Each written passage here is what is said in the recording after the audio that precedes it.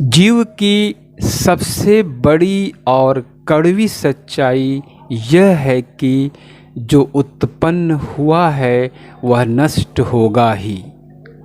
हम जीवन भर इस भ्रम में जीते हैं कि हम चिरंजीवी हैं, हमारी मृत्यु कभी नहीं होगी। तो हमें जानना समझना चाहिए कि चिरंजीवी कोई नहीं होता, कुछ भी नहीं होता।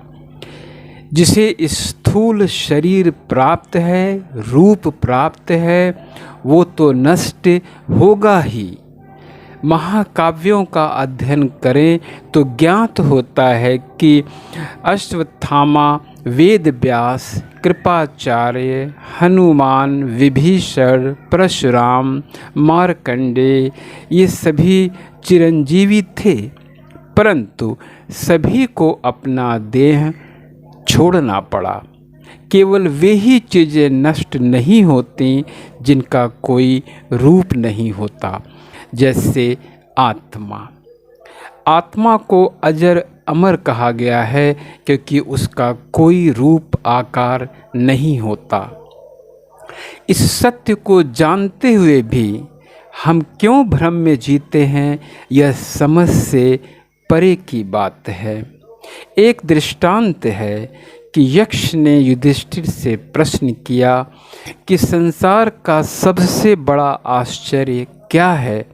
तो युधिष्ठिर ने जवाब दिया कि प्रतिदिन हम देखते हैं कि बहुत से लोग यमलोक को प्रस्थान कर रहे हैं, फिर भी जो जीवित हैं वह यही सोचते हैं कि मृत्यु केवल दूसरों की होती है।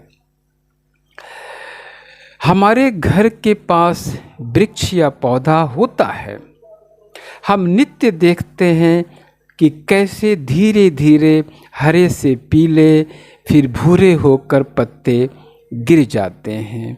फिर एक दिन वृक्ष का भी वही अंजाम होता है।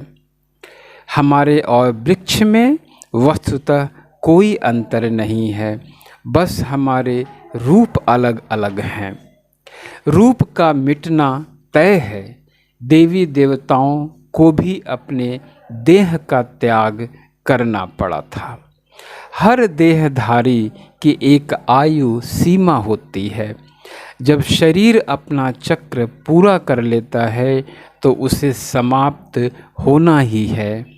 हमें अपने मूल स्वरूप को प्राप्त करना ही है। पंच तत्व ही हमारा मूल स्वरूप है और आत्मा उसी में स्थित रहती है।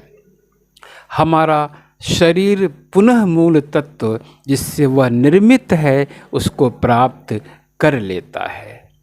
आत्मा चूँकि मूल तत्व में स्थित होती ही है, अतः उस पर परिवर्तन का कोई प्रभाव नहीं पड़ता है, वह यथास्थिति में ही रहती है। यदि हम वास्तविकता पर ध्यान दें तो पाएंगे कि रूप तो केवल जीवन के विस्तार के लिए ही है। अस्तित्व की तरफ से जीवधारी तो केवल जीवन विस्तार का साधन मात्र हैं।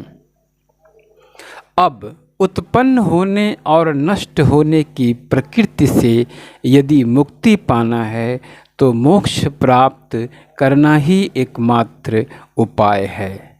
और मोक्ष प्राप्त करने के लिए प्रभु के शरण में जाना होगा।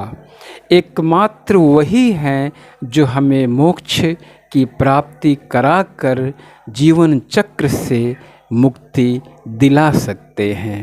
शांति ही शांति ही शांति ही।